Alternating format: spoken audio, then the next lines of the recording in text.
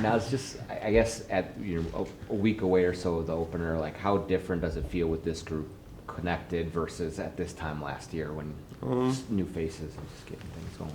I think we feels like we've been together for at least 2-3 years now. I mean, like you said, last year, a couple of new faces we were trying to incorporate to our offense and defense and things like that, our system and things like that. But yeah, I mean, I feel like we've been together for 2-3 years now. We know each other's roles. We know how to communicate each other. We know how to take or listen to the message and not how it's being displayed. We know all that type of stuff. Whereas though, we all got one goal, and that's to win. So whatever's just displayed. We know how to display it, and we know how to correct it if anything.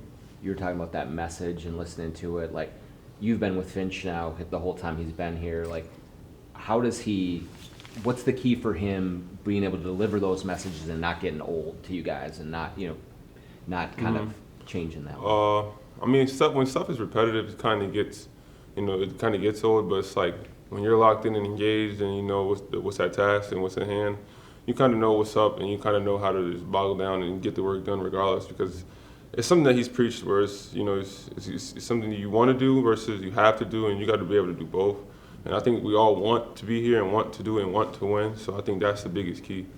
Now, people on the outside look at development as young guys having to play. But it seems like a lot of you guys have developed even with lesser minutes, and then you grow into roles. How does this organization and this staff go about developing young players that has kind of helped a lot of you guys along? You're staying in the gym regardless of what day of the week it is, what's going on for the most part. Just staying in the gym, staying on top of your work. I think that's key. I mean, it's kind of how you get to levels like Ann and Julius are at. It's just all-star levels. I think that's their work speaks for themselves, and you kind of follow suit as a younger guy, and goes down the line. And I think we were in the same predicaments ourselves. Playing in games like yesterday.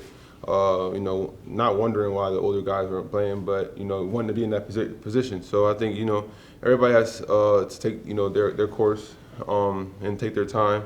But I think staying in the gym is key. So there's more ways to develop than just getting out there. Like you see a lot of younger guys maybe on bad teams. They're playing a lot of minutes, but there's far different tracks you can take, right. I guess. 100%. But also to that point, it's like I also get it. You get drafted into a situation or picked up into a situation where you got to put the work in, do what you do. If you're on the floor early, you got to perform. And then as you go on in your career, you never know. You may get into a winning position. You might be the guy on the winning team.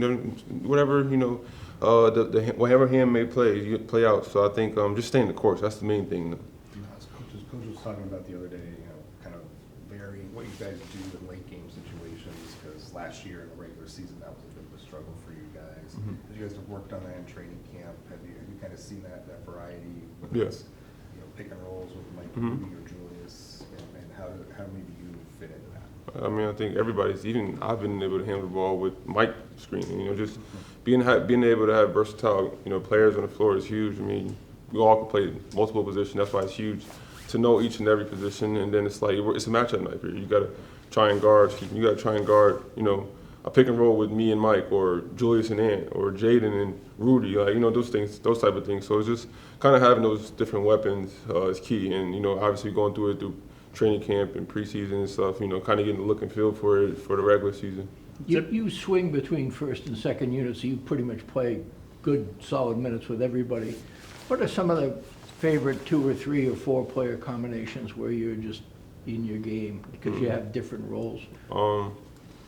Maybe Rob, Jaden, Ant, Julius, me, Dante, Mike, me, Dante, Rudy, me, Mike, me, Rudy. There's a bunch of combinations like that, and that's key, having those multiple weapons and multiple situations or predicaments, and anybody can handle or anybody can screen and roll, pick and pop, and that in that situation. So that's the blessing of I think having the team that we have. Is everybody comfortable running a pick and roll with a minute left? It's just not something you see in the NBA very often. I believe so. I mean, I think I've seen it in practice. I mean, obviously it's different when the lights come on the court, but I've seen how comfortable each and every guy is in that situation. So I mean, I believe so. How do you guys? The seasons have been good, but how do you guys make sure that the opener isn't a clunker like it's been the last couple of years? I mean, just trying to start the year differently. I mean, obviously the way we started the year, I think maybe 2 years ago, is how you want to start. You got to win those games that matter most, and obviously I'm not disrespecting anybody, but obviously the the teams that aren't 500 and so forth and so on. You got to win those games. Those games are key. Those games you got to have under your belt. It gives you a chance to down the line you might lose a good game, game winner, so forth, such and so forth. But being able to have those games under your belt, I think those matter most. But even when you guys were great 2 years ago, like that night one in Toronto was not good. No, it wasn't. But also, I think after that we went on like like a 6-game win streak. But I think just being ready. I think being ready, staying focused, being engaged. I mean, obviously, opener, you're supposed to be ready regardless. But just having a different mentality, I think. Now, you've been with Ant the whole time he's been here. How is he maybe different, same coming into this year as opposed to maybe a couple other years? I think the mentality shift is completely different. I think the winning mentality, I think the way he strives for greatness, obviously, the way he works, he has younger guys in the gym following suit, TJ, Rob, and those guys, and I think he's ready to win. I think that's the most important.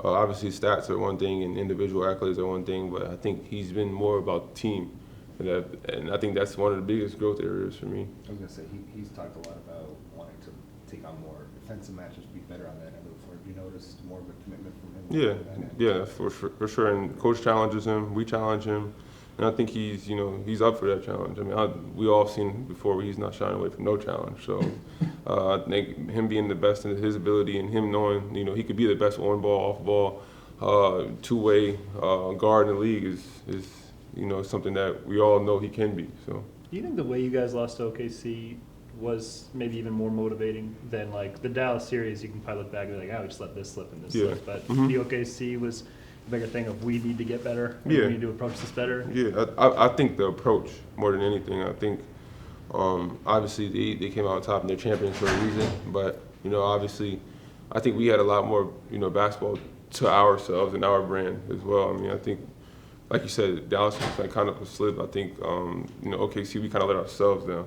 So I think that's the biggest thing for me. In what way do you think you guys let yourselves down? Just weren't, we were prepared properly. I think we didn't come out there with the right energy, effort, and intensity. Those are like habits that if you build over the season, it'll be there. Yeah, and that's something that we got. I think the last 17, we went 17-4 in the last stretch, I believe. So I mean, we kind of built some momentum, but having that throughout the whole season, how they did, you obviously could see what that does to a system and a team and organization.